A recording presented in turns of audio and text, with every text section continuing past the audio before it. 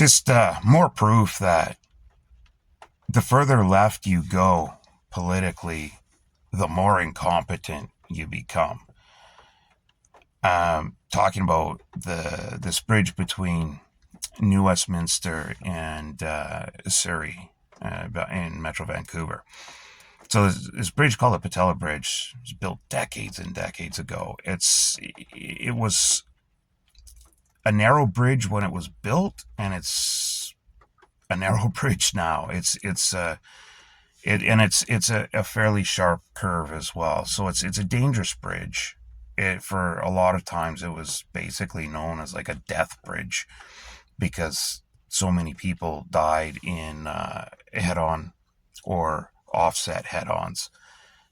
Just not paying attention, going too fast. They drift over the lines because it humps up and over because it's going over a river where you've got shipping traffic. So it's got to go up high. It can't just go straight, a flat grade, and it's got a sharp turn. So all these things add together. You get fog, a lot of fog in the area.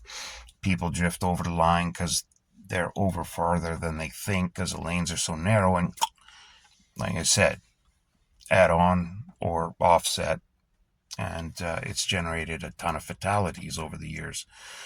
That bridge has killed almost as many people as Trudeau's safe and effective vaccine. But the NDP, we have, which is like a far left version of the far left federal Liberal Party.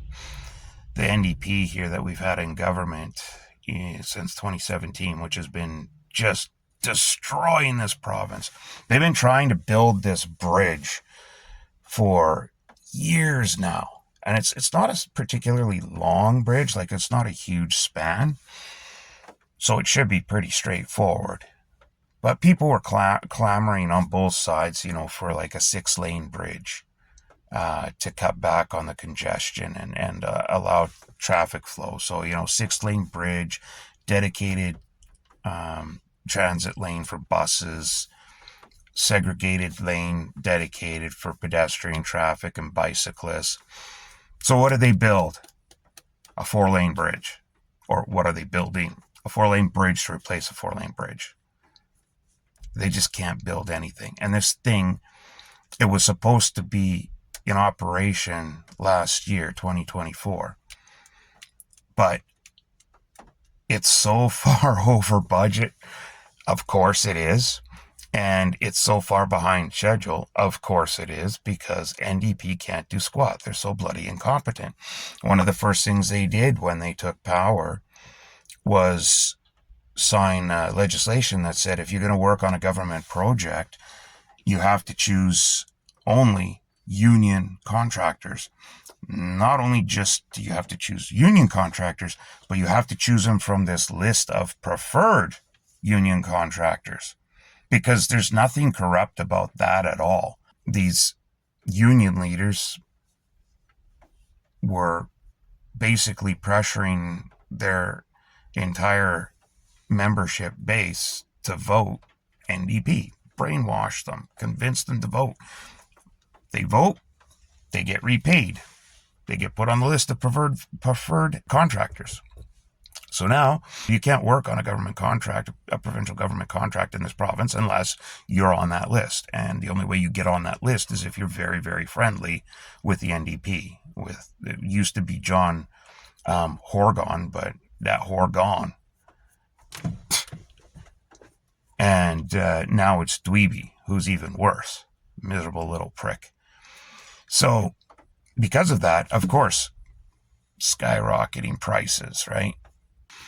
So this bridge that was supposed to be open last year is nowhere near being finished. They're trying to say it's going to be open this fall. I just drove by it a couple hours ago.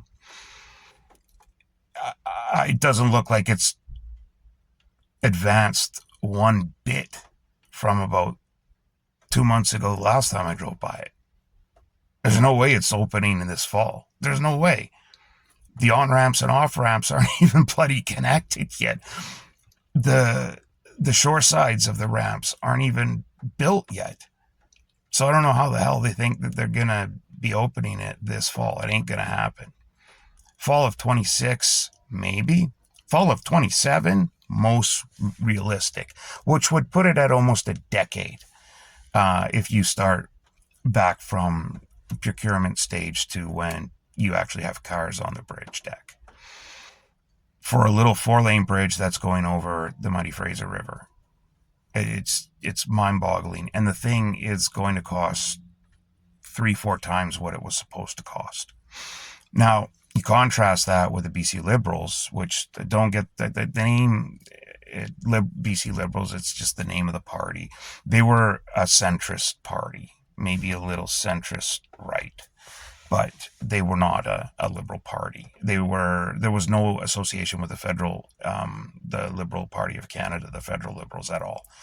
They were just, like I said, it's just the name they had, because they were a true centrist party. We don't have a centrist party in British Columbia anymore. They died. Because we're in this weird position now. Most people are either way the far left, so far left that anything other than Marxism is considered far right extremism. That's how far left we are in this province. In Metrovan, in the Lower Mainland. The rest of the province, where we have heavy industry throughout, that part of the province is all conservative. And so now all we have is a conservative party that was basically dead for decades, because most of the people in the province were kind of right down the middle, or these far leftists. But now we just kind of have a far, far left party and a very right party, nothing in the middle. But anyway, going back to when the BC Liberals did exist, they built this monster bridge, 10-lane bridge, the Port Mann, that goes, again, across the Muddy Fraser, from Surrey into Coquitlam. And a very, very complicated interchange system, especially on the Coquitlam side. It's insane. But they did such a fantastic job. The whole bridge was built, like on time, on budget. It slipped a bit, but these big capital projects, they do slip. You always expect that. But it was pretty close to being on time and on budget. They were also, BC Liberals, building, we have in Richmond, we have a tunnel that goes under the Muddy Fraser River. It's called the Massey Tunnel. It's a 4-lane tunnel, and they can counterflow the lanes. So in the morning time, you've got 3 lanes going into Vancouver, and in the evening, during rush hour, they counterflow it, and you got 3 lanes going out. It's always backed up there. I used to work, when I was in forensics, our office was in Richmond. And from my perspective of driving, was just before. So there's the tunnel that goes under, and there's an off-ramp here. And my office was right across there. So I got off just before people were going in the tunnel. So I could go kind of on the little escape lane on the right and just off to the off-ramp. And every morning, it would be like the lineup would be kilometers long. Like, it's just crazy. And it's gotten worse and worse and worse. I've been down here for 27 years, 28 years. And from when I moved here to now, the backup because of that tunnel is it's gotten insane. And it's not going to get better in the next 5 years, 10 years, 20 years. It's going to be like that. We're going to have this growth still for probably the next 50 years before things radically change and mass transit becomes more of a reasonable option and people start getting out of their vehicles. But we're still going in the direction where we need massive infrastructure. You can't get rid of it right now. We're not there yet. And these far, far left governments, they always think, we're done with oil and gas. We don't need it anymore. We got electric cars now. No, we don't. You know, we're done with natural gas thermal gen plants. We don't need them anymore. We got windmills. No, no, you don't. You know, we got solar. No, you don't. These are all supplementary. They're not something you can rely on like hydroelectric or nuclear. Okay? They're not there yet. They'll get there maybe. Maybe they never will. You know, one of the big things of today is fusion. Maybe we get there, maybe we don't. If we do, that's great. If we don't, that's another thing. Well, we tried it, it didn't work. But leftists, they don't have that mentality. They think we can shut everything down now because something new just came out 30 seconds ago. So we don't need this anymore. This thing that's proven, reliable, even though it's not perfect, it ticks enough boxes and satisfies enough things that the compromise is more than reasonable. So, you know, with these example of oil and gas, when you consider all the benefits that you get from it, not just in your own personal day-to-day life, but also others, like in medical care. You know, what is medical care without plastics? You know, it doesn't exist, basically. Modern medical care doesn't exist without oil and gas. It just doesn't. So you kind of offset those things. But leftists, they don't see it that way. They're like, oh, we have this alternative that we just created, so therefore we can ditch everything else. Plastic straws. Oh, we got this paper alternative. We can ditch the plastic straws. Okay. After about a year or two, you know, some European health agencies start looking into it, and they're like, ooh, you know what? These paper replacements are actually worse on the environment, and they have more chemicals in them than the plastic ones that are harder on the human body, and have more potential to cause all kinds of various diseases, including cancer, messing with the immune system. So, awesome. In a knee-jerk reaction, because you just come up with something, you get rid of the other thing. And that's where we are down here with our infrastructure. NDP comes in, and they're like, well, people are going to stop driving their cars soon, so we don't need big bridges anymore. People are going to live and work, shop and play, all within a 5-block area, right? If you're lucky, you're going to live in a building where you live on the 10th, 20th, 80th floor, and you work down below on the 5th or 6th floor. And your kid's daycare is on the 7th floor. And your other kids go to school on the 1st floor. So you never have to leave that building. Sounds awesome, right? So that's what they're thinking. If that's the case, then why do we need these big bridges down here? And they don't want to build them. But we still do. So the BC Liberals were in the middle of building a nice 10-lane bridge to replace that tunnel. Because it's also seismic issues and all this. The amount that the tunnel a new replacement tunnel was just insanely expensive. 2 or 3 times the price of a 10-lane bridge for a 6-lane tunnel. So they had all of the landing infrastructure on both sides of the river. The Liberals had that built. They had everything set up. It's beautiful when you drive out there because you go, wow, there's all these lanes going all over the place. It looks great. They go to nowhere now because when these idiots, BC NDP took over in 2017, it was like a hostile takeover. One of the first things they did was cancel that project, even though it was, well on its way.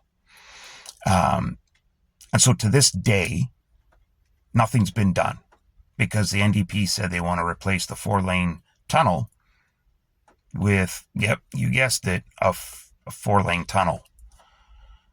Are you going to put a dedicated transit lane in at least? Make it kind of 5 lanes, a bicycle? No. It's going to be a 4-lane tunnel with counter lane options. So we have hours and hours. People that have to commute through that route spend at least an hour and a half to 2 hours a day in that area, trying to get through the bridge in the morning and then back through at night. Tens of thousands of vehicles sitting there idling for 2 to 3 hours. Where's the whole climate crisis crew about this? Why would you not want a bridge? The bridge was almost built. The bridge was on schedule. The bridge was on budget. The money was allocated. The funding from the feds was there to finish the bridge. In fact, the bridge would have been open it was supposed to open like 2023. But even if it was delayed, which I doubt it would have been, it still would have opened last year. There's no doubt it would have opened like spring or summer of 2024 at the very latest. And that's with about a delay of about a year.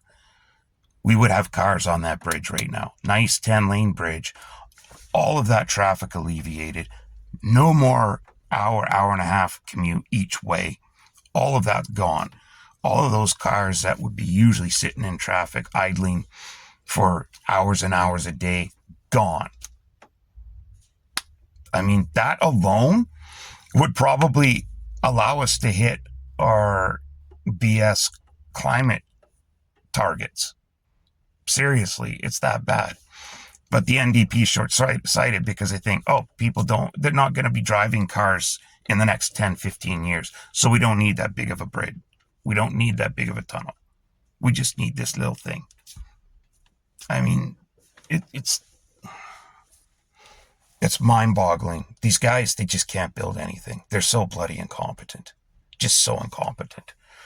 And it's another one that's really funny. A mega project, called Site C Dam, up north, near Fort St. John. So this was all planned out decades and decades ago, going back to the 1970s, where they're going to build these dams along the river, as the province needed more power, as heavy industry needed more power. They were going to build these dams. So the BC Liberals started building Site C. And the NDP, because they're a contrarian government, they're not an opposition government, they're a contrarian government. And what's the difference? Well, if you're in opposition, you're there to hold the government to account. And you're there to oppose them when they go off track and get them back on the right track. If they're doing something that's bad for the public, for the voting public, for the taxpayers, you're there to keep them on path, on task. Make sure they fulfill the mandate. Make sure they fulfill their promises. And if they're not doing that, that's why you're there, right? But if they're doing something that is good for the people, you don't fight them on it, right? You come together. Maybe you have some input that adjusts what they're doing, and that's okay, because maybe you have a bit of an insight that they don't have, and you work together to a common point. But you don't fight them on it and force them out of it just because. And that's what the NDP has been all along. They're just a contrarian party. Everything that the BC Liberals did, they opposed. Everything. And it didn't matter why. They will oppose you no matter what. Whether it's good for the constituents or not, they will oppose you every step of the way. And so they fought tooth and nail against the development of Site C, but fortunately they were always in a minority government. There was one mandate term, they had 2 seats, I think, because they just got pummeled. But the people in the Lower Mainland that are leftists are, again, retarded, just like the people in Ontario who vote for the Liberals over and over again. They have short memories because they're idiots. And so eventually they come back around and they go, oh yeah, I like the NDP. Why did I stop voting for them? I can't remember. I'll vote for them again. And then this stuff happens. But Site C Dam was built for a number of reasons. It was built to put power on our provincial grid, which we trade through a company called PowerX, division of BC Hydro. And we trade that with Alberta. We trade that with the South, Washington, Oregon, California, Montana, whomever. So it'll give us extra power on the grid to trade. It gives us extra power on the grid to help alleviate the power requirements on that grid for all the new home building that we're going to have to do and that we've been trying to do here. And it helps power the development and expansion of heavy industry in the north. And that area up there is desperate need of power. Desperate need. It's always a problem up there when we would do greenfield projects or expansions, brownfields, where they were, adding huge loads to the system of where we could put it. And then if we can't get the power, what do? Well, you bring in natural gas-fired gen sets, and you're running gen sets 24/7. And if you can't get natural gas to them, you're bringing in diesel. It starts out as temporary for the first 6 months. That turns into a year. That turns into 2 years. That ends up with the gen set company calling you up and going, look, you've been leasing these from us for the last 4 years. You know what? They're yours. Keep them. Because we've made like 5 times what they're worth from you. So just keep them. That's how these things work.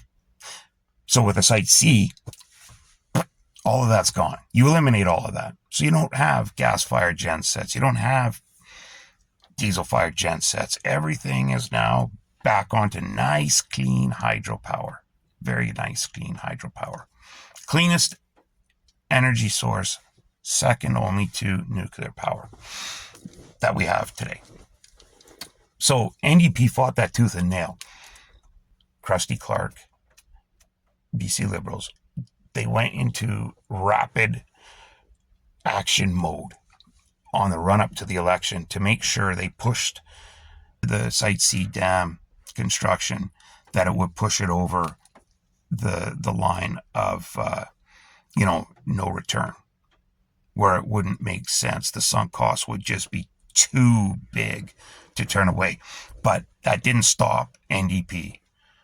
Horgan was determined to stop that project, no matter what it cost, and he said as much. He didn't care if it was going to cost the taxpayers billions of dollars to back out of this, over half-built Site C dam. He didn't care. Was it better for the environment to do it? No. Was it better for the taxpayers? Absolutely not, because not only have they already paid billions, they're going to pay billions more in canceled contracts and then having to go in and remediate everything and remove everything that was built. So why would he do this? Despite the BC Liberals, because he's a contrarian. He fought. He hired consultants. He paid millions of dollars in taxpayer money, hired lawyers to try and find any possible loophole he could to shut that project down. And every single one failed.